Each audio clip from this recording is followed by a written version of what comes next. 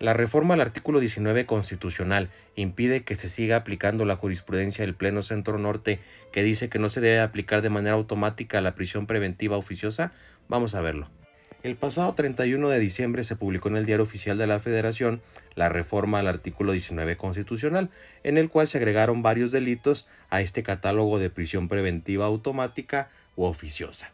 Aquí la duda o el interés es que continúa o no aplicándose la jurisprudencia del Pleno Centro Norte, la cual establece que no se debe aplicar de manera automática la prisión preventiva. Es decir, los órganos jurisdiccionales bajo la jurisdicción del Pleno Centro Norte no podían aplicar de manera automática la prisión preventiva.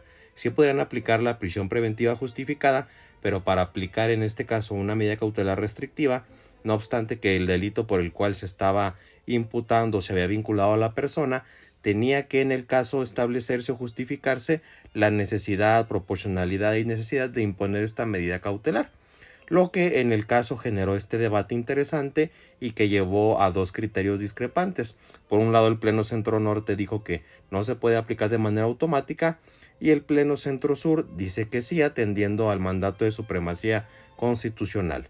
Entonces aquí nace esta duda: ¿se puede o no siguiendo aplicando la jurisprudencia del Pleno Centro Norte? La respuesta es que sí. ¿Por qué?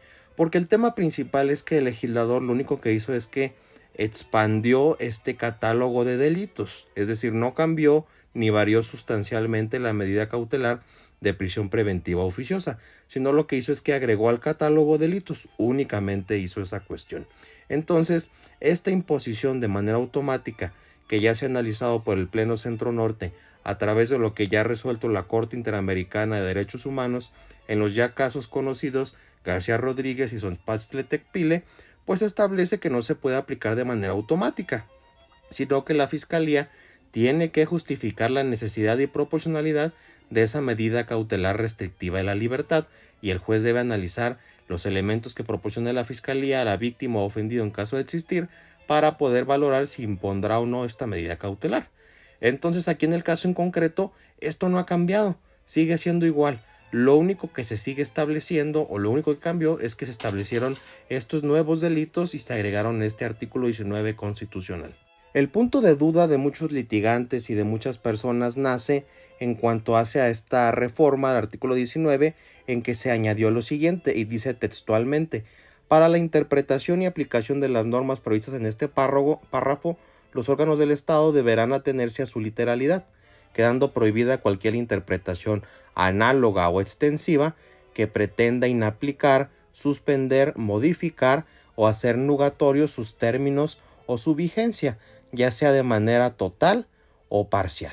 Bueno, la jurisprudencia del Pleno Centro Norte no es una interpretación ni análoga ni extensiva, sino que es una interpretación que realiza un tribunal facultado por el artículo 217 en su párrafo tercero de la Ley de Amparo a realizar este tipo de criterios jurisprudenciales que en el caso son de obligación, o sea, deben de aplicarse de manera obligatoria para todos los órganos jurisdiccionales bajo la jurisdicción del Pleno Regional Centro Norte.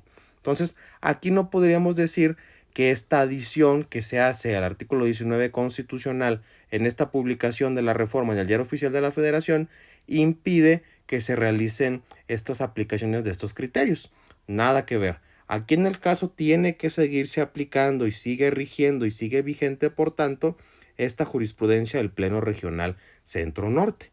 Entonces, para aquellos que tienen esa duda, sigue rigiendo. Y el hecho de que se establezca este aspecto no implica, por tanto, que vaya a haber una variación en cuanto hacia la aplicación o no de este criterio jurisprudencial.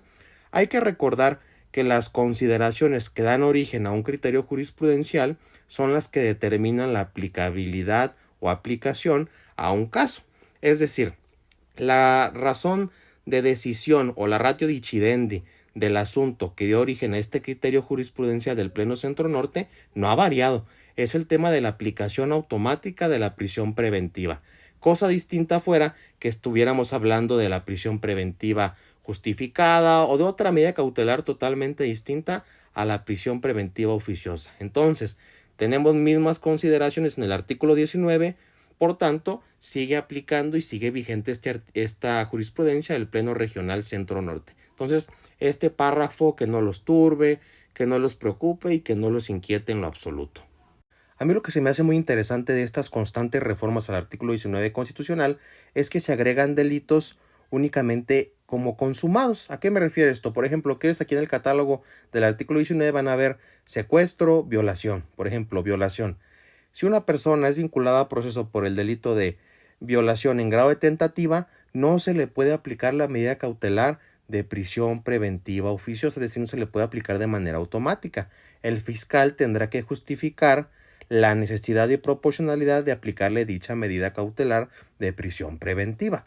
¿Y esto por qué? ¿Por ocurrencia o porque, bueno, la Suprema Corte de Justicia de la Nación, al resolver el amparo en revisión 26/2021, les dejo los datos aquí abajo, ha analizado este punto y en específico ha dicho que cuando nos encontramos nosotros ante alguna restricción a un derecho como lo es la prisión preventiva, es una restricción a la libertad ambulatoria a la cual tenemos derecho todos, pues hay que interpretarla atendiendo al principio pro persona, es decir, hay que hacer una interpretación restrictiva. En el caso, si el legislador estableció únicamente violación y atendiendo pues a lo que ha dicho la Corte Interamericana de que la medida cautelar de prisión preventiva es la última ratio y debe atenderse a esa escala progresiva de medidas cautelares, por tanto, no debe de optarse en consecuencia o por lógica o inferencia a decirse que violación aplica en todos sus grados de ejecución, es decir, tentativa como consumada, o también a las modalidades, violación equiparada, por ejemplo. Este no es el caso. Si la voluntad del legislador es que se aplique de manera oficiosa a todos los delitos, pues hay que establecerlos así tal cual literal, o precisar que aplicará en grado tentativa o como lo es en el grado de un delito consumado en cuanto hace a este catálogo de tipos penales que ha establecido. Porque si un juzgador de control establece esta medida cautelar a través de una inferencia que él realice, atendiendo a la mejor algún análisis que la Corte también ya ha analizado del artículo 150 del Código Nacional de Procedimientos Penales, donde se hace una, por así decirlo, se hace una extensión a los delitos que se consideran como graves para la detención por caso urgente, por cuanto hace aquellas cuestiones que establecen un grado de tentativa, equiparándolas, por así decirlo, pues esto no ocurre en la figura de la medida cautelar de prisión preventiva, porque como ya ha dicho la Corte, son dos cosas totalmente distintas. Entonces, aquí los legisladores siguen agregando delitos a este artículo 19 constitucional, pero no sé si los asesores legislativos no les han comentado esta particularidad de los asuntos que ya ha fallado la Corte de manera reiterada por cuanto hace a este punto interesante de que el legislador no establece el grado de ejecución de tentativa ni tampoco las modalidades en las que pueden ocurrir estas conductas delictivas para efecto de que faculten al fiscal o en el caso obliguen al juez a imponer de manera automática la prisión preventiva oficiosa. Por tanto, continúa existiendo entonces esta problemática o esta omisión legislativa en cuanto hace este tema de prisión preventiva.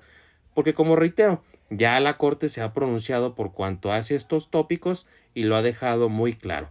Muchas gracias por escucharme. Cualquier duda o comentario déjenla aquí abajo. No olviden seguirme para más temas jurídicos en materia penal.